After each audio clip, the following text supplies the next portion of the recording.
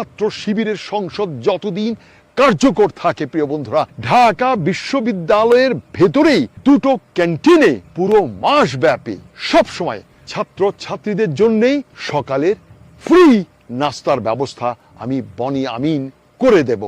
তবে শুধু স্কুল সেশনে, যখন আপনার ইউনিভার্সিটি বন্ধ হবে তখন না। অনেকে বলেন যে আপনি প্রবাসে থাকেন, আপনি তো জন্মদেশের, আপনি তো বাংলাদেশের নাগরিকই না, তাহলে আপনি কেন ওদেরকে নিয়ে ভাবেন, কেন আপনার সেখানকার রাজনীতি নিয়ে চিন্তা করেন? কিন্তু বাংলার লোক এটা বোঝে না। এটা আমার জন্মদায়। আমি যে দেশে জন্মগ্রহণ করেছি সেই দেশের প্রতি আমার একটা টান থাকবেই।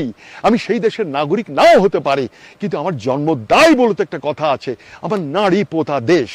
সেজন্যেই আমি বলছি প্রিয় বন্ধুরা, আর মাত্র 3 দিন ডাকসুর নির্বাচনে ছাত্র শিবিরকে এইবার আমি নির্বাচনে জয়ী হতে দেখতে চাই। প্রিয় বন্ধুরা, গত পরশু আমি এই স্ট্যাচু, চেঙ্গিস খান স্ট্যাচুতে এসেছিলাম, একটি ঘোষণা দিয়েছিলাম। সেই ঘোষণাটা ঢাকা বিশ্ববিদ্যালয়ের আসন্ন ছাত্র ইউনিয়ন নির্বাচন বিষয়ে আমি কথা বলেছিলাম।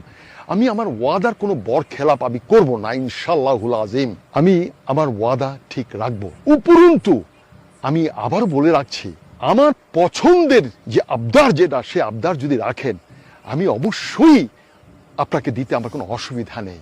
আমার সুশিক্ষিত চরিত্রবান ছেলেকে যদি ভালোবাসেন এবং তার প্রশংসা করেন, আমি অবশ্যই পিতা হিসেবে আপনাকেও আমি কিছু দিতে পারি। একটা বিষয় আপনাদেরকে বলে রাখি প্রিয় বন্ধুরা, ডাকসু যে নির্বাচন হতে যাচ্ছে 9 সেপ্টেম্বর 2025 ঢাকা বিশ্ববিদ্যালয়ের, এই নির্বাচনের ছাত্র শিবিরের প্যানেলে যারা আছে তাদেরকে ব্যক্তিগত, প্রত্যক্ষ বা পরোক্ষভাবে আমি কাউকেই চিনি না।